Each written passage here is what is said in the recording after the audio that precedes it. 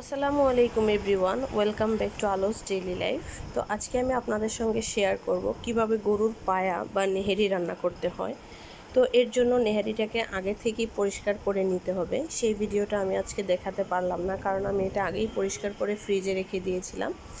এরপর নেহারিগুলোকে ভালোভাবে পরিষ্কার করে বেছে নিয়ে ধুয়ে পানি ঝরিয়ে এভাবে যেই পাত্রে রান্না করবেন সেই পাত্রে নিতে হবে।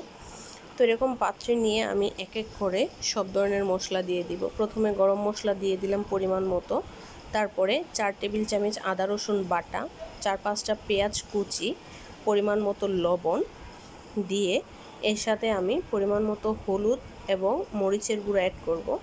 আপনারা আপনাদের পছন্দ মতোই মশলাগুলো নিতে পারেন। তো আমি সবগুলো উপকরণই 2 চামচ করে নিয়েছি। হলুদ, লবণ, জিরার ফাঁকি, ধনে গুঁড়া এবং তেলটা আমি বেশি নিইনি, কারণ নেহারিতে এমনিতেই প্রচুর পরিমাণে তেল আছে।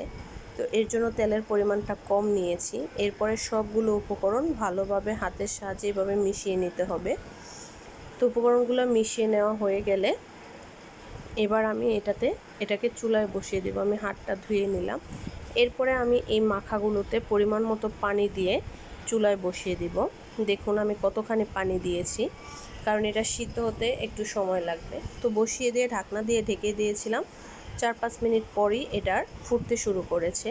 তো এখন আর আপনার তেমন কোনো কাজ নেই, শুধু কিছুক্ষণ পরপর নাড়াচাড়া দিবেন। যখন এই পর্যায়ে হয়ে আসবে, পানিটা কমে ঘন হয়ে আসবে, তখন আপনি ফোড়ন দিবেন।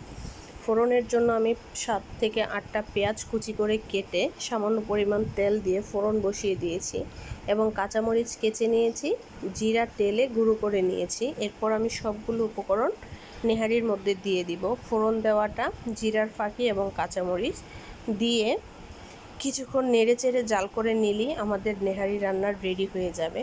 তো কার কার এই নেহারি খেতে ভালো লাগে অবশ্যই কমেন্ট করে জানাবেন। আমার ভিডিওটি কেমন হলো সেটা কমেন্ট করতে ভুলবেন না। যদি ভালো লাগে লাইক, কমেন্ট, শেয়ার করে পাশে থাকবেন। আল্লাহ হাফেজ।